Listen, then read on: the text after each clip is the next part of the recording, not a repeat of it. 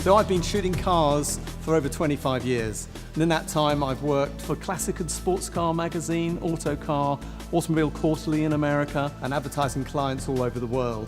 And the work has taken me to some of the most fantastic car locations and events, including Pebble Beach, Goodwood Circuit Revival, and on one instance, the fantastic Bonneville Salt Flats for Speed Week.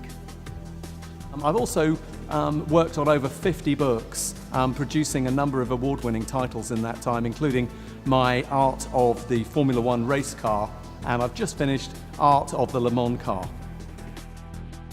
Some of the highlights of those 25 years were working on the first of my big studio books, which was the art of the Formula One race car, where we took race cars you usually see at the track, brought them to the studio and made you look at them as something else, more like art.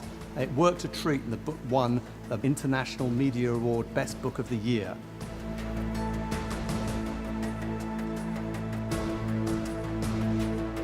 We took a completely different approach to the way that most of the books featuring Formula One cars had gone in the past, and we looked at them as pieces of art.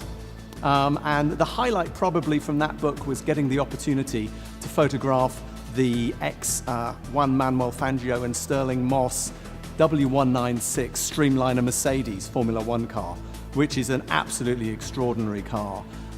It was a one-piece magnesium body, and its Streamliner body just flowed immaculately. It was an absolute pleasure to light, and that's probably my favorite shoot that I did for that book, and probably in my career.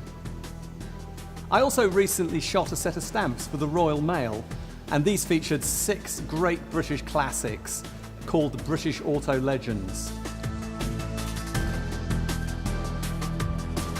I am very much of an old school photographer. I started out shooting black and white at race meetings, and then moving into the studio we shot large format film.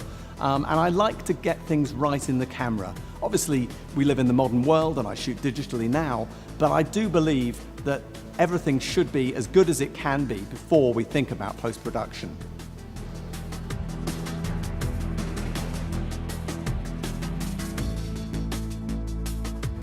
Ten years ago, when I wrote the How to Photograph Cars book, we were still talking about film a bit. Nowadays, of course, things have moved on. We're all digital. And I remembered how difficult it was getting advice from fellow photographers who were quite secretive and looking in the very tough textbooks of the day, which always talked about the physics of light, and there wasn't much practical advice in there. So since How to Photograph Cars came out, I've been getting a lot of photographers asking for advice, all the way from people just starting out right through to professionals.